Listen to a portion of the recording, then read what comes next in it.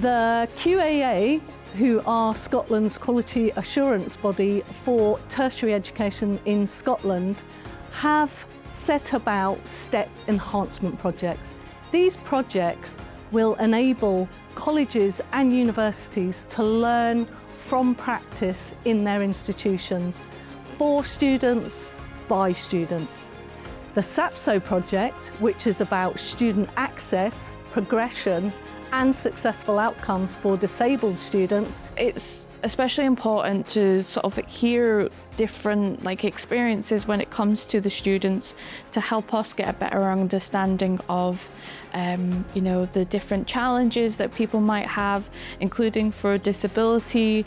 From student feedback, we then implement any changes that they feel would help benefit their experience. Make sure that the project is as student-focused as possible, and for everybody to remember that it is for students first. But also taking the feedback that they're giving and making sure it's implemented so that future students aren't having to face the same challenges again and again, year after year. We listen to students and amplify their voices. It's really important that students have an individual experience at college and they're able to be the best versions of themselves. We have carried out pilot interviews asking students about their journey. What challenges, if any, did you experience when you started at the college? I have the problem with the hearing. I'm not completely deaf, but I am 70% problem with the hearing. And for me, the problem is my challenging is all the noises, because wearing the hearing is, I am hearing everything, or because of the technology. So it's a bit of a complicated question because this is kind of my second start. So I started back in 2023 on the Access course. I've found adjusting to university life, pre-university life is pretty easy. It's just been, I live in Perth, so I have to commute, and that's been quite draining. Situations I've experienced that I haven't expected, that have not been part of my traditional university experience, have kind of impeded me somewhat, but otherwise it's been quite a fascinating experience. I found trying to navigate around the building and working out where everything was took quite a while for me to remember where everything was and how to get there and the shortest way of getting there. How would you describe your induction experience? There are definitely difficulties in the induction part. It depends on what course and what campus and what lecturers and LTD. It depends on everyone and communication, but there is seeming to be a constant lack of that, which everyone's trying to fix. Communication between lecturers and learning support, basically, because there is a habit of where lecturers don't communicate some seemingly vital information, which is okay at times, but it can be a little bit frustrating. I would describe it as overwhelming, but also informing. To where to go for classes, what times I had to be in, days. So it was quite helpful in that way. Overall, it was very informative and good. If I had a criticism, it would be around the fire drill. You do an online questionnaire about, in the event of a fire or a drill, what to do. And I did find out from other students at the class reps meeting that a lot of them were concerned that they never got physically shown where the fire exits were. Personally, I only knew the one door I used to come in and out. I didn't realise there was a second door to the other side of the building. And with the classes being on 5th, 6th and 4th floors, it can be quite disorientating. And I just feel everyone, going by the feedback, would benefit from physically being shown in the event of a fire, here's where to go. But everybody reacts differently under stress and anxiety and panic. And personally, I can't go upstairs. I can get downstairs, but the 5th floor, that could take me an eternity. And there's people that just don't cope under pressure at all. My induction experience was really positive because I could ask all the questions that I needed to ask to know that everything was sorted prior to me actually starting my course. What kind of support and guidance did you receive from the university when you first started, and how did they support your transition into student life? I've had experiences where they felt so the disability service and my mentor felt I've not been receiving the support from the NHS and from other services, and this is specialist support that they can't give because they're just not qualified. And they've been unable to kind of advocate for me really in the frameworks of the NHS. They will reach out and be stonewalled. That's not the university's fault, but surely there must be a better system for this. I also think that sometimes the exam adjustments and the coursework adjustments cater more to people with perhaps physical health conditions, or they don't always take into account the wide range of conditions and experience students can have, and I think that's really quite detrimental. I guess one thing that did hugely change my life at the university though was I was given noise cancelling headphones by the disability service, and I will say that I would never have been able to afford these if I'd not been given them. I actually, because I struggled so much with executive function at times, left them in the bathroom one day and they were stolen. I was devastated. I thought I would never get another pair. And the disability service actually went above and beyond and got me another pair. Impact for my problem is because the largest classes, and every time when I am in the class, my lecturer is having be careful to be attention and to speak with my colleague to prepare me to doing the lesson. And what is can help me to when you have the exam or you have the listening, you can put the subscribe for the notebook or something like this. For my learning adjustments, I received kind of the basic, which was extra time that I can request for late submissions without like being the limit, which I think is free usually for people. And that I wouldn't be penalised for grammar errors and such for examinations. Over the course of my studies, I've also been experiencing a physical progressive chronic illness, and that one has been more difficult to get really any sort of support for. The university is very difficult to deal with. I've been on exceptional circumstances, but that again needs new documentation for each round you're applying, even though it's for the same problem or condition. So the adjustments have been so-so, I think. Tell us about the support you received as you progressed. Was it helpful? What could have been improved? This year has been tougher, especially with the intensity of assignment deadlines. Anyone thinking of taking HNC Social Services should be prepared for regular assignment writing, but the way the coursework is broken down does help make it manageable. The support I've received has been amazing. My course tutor has been incredibly supportive. I was quite unwell in October, with a chest infection and miasma, and had to miss 2 weeks, but he gave me extra time so I could submit everything properly without added stress. I'm a multi-disabled man, and I struggle particularly with spelling and grammar, and writing, due to dyslexia, and my cerebral palsy, which means it takes me much longer to get my thoughts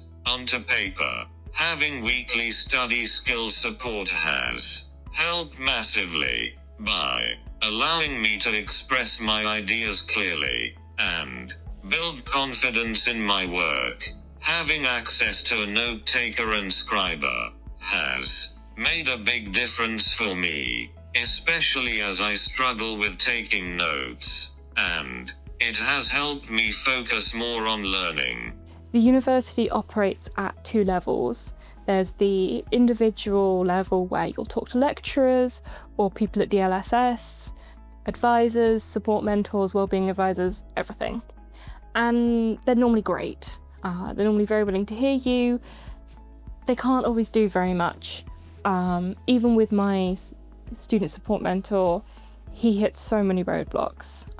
Recently, I wanted to give some feedback about life as a disabled student, but on a more, not necessarily on this level, but on a higher level, if that makes sense, to be like, you really should do something about X, Y, Z. You would think that as an adjustment, it would go through the DLSS team and that it would be added to your schedule of adjustments. It's not the case. And I set up a meeting. I went through everything. They can give you accessible seating and exams, extra time, you can request resources, all those sort of things. But they can't do the basic thing of give you a chair and a desk. And now whenever I get a new semester, I have to talk to my student mentor. I have to tell him the rooms, I have to tell him what I need. He goes on and sorts it out, and then you spend the next 5 or 6 weeks going back and forth. Have I got a chair? Yes. Have I got a desk? Oh, we didn't think you'd need a desk. When every single time you go into a lecture, things have been moved around anyway by the students, which, that can't be helped. The last thing you want is to spend the first 6 weeks of any module dealing with that back and forth. And that's just for one thing. That's just for one thing. And you think at the very least there should be something like a notification on the adjustment saying, you know what, this person would benefit from a chair. If they can do it for exams, why can't they do it in the classroom? How well has the guidance and support you've received met your needs? What would you change? It started getting better now. I had to be a bit more specific on what I wanted, and that was quite challenging because I'm not good with communications. Exactly. So that in itself, again, was a bit of a struggle on my part, but I managed to get it in the end. I think for me, the guidance has met my needs enough so that I can pass my exams and I can pass my course. I feel like with the support when I was doing my course could have been better by having regular meetings or regular times where the support for learning had come into the class. The guidance and support I've met, they've met my needs pretty well on that. In fact, they've actually improved me in college, and that I am now ahead of my class than I was last year, because last year I was falling behind in that, but this year I am now one of the people ahead of everyone else getting the work done. How do you feel about how your studies have progressed since you started? Since I've started, I've gotten a lot. It's been a lot better than the first semester. I think because the student advisor has been so supportive. Anytime I needed exceptional circumstances, she would right away just approve it for me without any evidence needed. The disabilities team has been really great for me too. I just kind of casually mentioned to them that I was really worried about the exams with my memory, and I got an email saying that I got an adjustment to do the exams from home, which I wasn't even expecting. I feel very, very confident about my program progress. I've been able to get a level 5 and level 6 and go on to do management courses, and I'm hopefully going to be going on to HNC and finish my degree in business. What does success mean to you personally? How has your success been reflected in your academic and non-academic experiences? What the success means to me personally, it means I can prove myself to actually doing the work, proud of it, what I've actually completed. And all the passes from the last few years shows that I'm great at getting stuff done. I think resilience is huge. I think the ability to help others and to connect with others is also huge. I think you should never discount yourself because perhaps in exams you don't perform well. I didn't do well in some of my exams as an undergrad. I've now just won an international student research competition because I'm so much more suited to the PhD and the research style of working. But research has allowed me to really grow as a person. Like I said, I've done things like travel to conferences I would never have dreamed of. And so yeah, in some ways my university journey's been really hard, but I think I'm finally carving a place for myself that I feel happy in. Being able to go from being shy, introverted, and having constant breakdowns to just having fun with your lecturers, being able to be cheeky towards them without getting into trouble, being able to like have a laugh with your classmates, having to like work together managed to open me up really well. It gave me time to start volunteering. It gave me time to focus more on my assessments, on things like that, and just generally doing meal prep. To me at the moment, success is getting out of the bed when you don't want to. Success is knowing that you're going to have a flare-up, knowing that you're not always going to be okay, but trying to not let it permanently get you down. That is a massive achievement. Knowing that I'm not up to cooking, but I can eat a cheese wrap, that's better than nothing. And sometimes, even though I still get waves of shame and guilt, and it can be debilitating, I get back up a lot quicker than I used to. And to me, that's success. Success would look like passing my course and getting a stable job within the industry that I'm looking to get into, which is sports and sports development.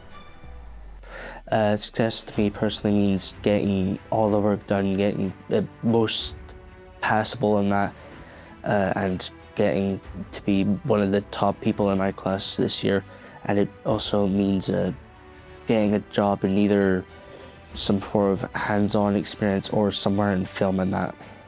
So the success that I've had or have felt in my courses has helped with my confidence because of the support that I received in my business course. I'd been able to go on to do extracurriculars, so I volunteered as an executive officer, which ended up getting me into a job as student president. If you could change one thing about your overall student experience, what would it be and why? Maybe from like my first year to not have been so intense about the university. Then again, nobody really tells you how you should act or your expectations, and the only thing that you're told is that, oh, the grading system is different. So when you're not getting like a 70 and beyond is normal here, but then you're not really told anything else, and without any other details or guidance, especially when you're coming from a different background. That kind of still leaves you in a void. And so I was very, very intense about it, and I don't think that helped my chronic condition a lot. Coming into second year, I didn't really give myself a break at all. So I think primarily I would tell myself to like chill out a little bit, at least before honors years. It would be my day one introduction to this year, to preparation for further education, because I've actually lost a classmate. Like, they've dropped out this year because they felt unwelcome, that no one was talking to them much, and they just generally felt sad and that. And if I hadn't felt so nervous to talking to anyone in my class, I could have possibly talked to them more and tried to make them feel welcome in that, like I was welcomed in my last year. Definitely the student body. I think there should be more emphasis put on the support they offer, the assistance, the guidance. I would change how long the course is so that you can take it slower, as this would help with managing the workload so that you're not doing too much all at the same time. You wouldn't get the special circumstances decision delivered until after you'd had to do the exam and potentially failed it. These days you can actually just get extensions for a few days automatically, and that really helps. I wish that I'd accessed support sooner as an undergraduate. I wish I didn't feel shame about it. I wish I hadn't been embarrassed to do it or felt that I'd be perceived as looking for special treatment. I wish that I had felt more able to advocate for myself in the earlier years. I wish I'd not been ashamed. I wish I'd reached out for more support, because some of the support I have been offered has changed my life. And yeah, I wish that I hadn't gone through some of the misery that I went through as an undergraduate alone in my university accommodation, feeling like the biggest failure and almost dropping out of my course. The one thing I'd mainly tried to get rid of is like the friend group dramas, because it just distracts you from work. And sure, there was quite a few times it happened in the last few years. Not happened this year, which is great. I think I would have tried to have a better like school life balance, because I was basically in the first semester waking up, studying all day, and like using a shower as like a reward. And I think a lot of my friendships suffered and my mental health towards the end, which I regret now. But I don't really know how I could have changed that because I needed to. I think one thing that I would change about my overall experience is the amount of support. So because I feel like I'm quite high functioning when it comes to my needs, I felt like a lot of the times, especially when I was younger, I kept being pushed to the sides because as quote unquote they said, I could deal with it without being able to, without breaking down. So I feel like a lot of the times, even though I am high functioning, there can be times where I do need the support but get pushed to the sidelines because they think that I can deal with it. I don't feel I've lived up to my own estimations. I also haven't really been able to interact with the student community or attend societies or, make the most of the student experience. So that's probably my biggest regret. If I changing something, I think when you have the listening exam, choose when you get our teacher try to help us for the exams. I think I put the subscribe with the notebook with to can see and for the person with my disability.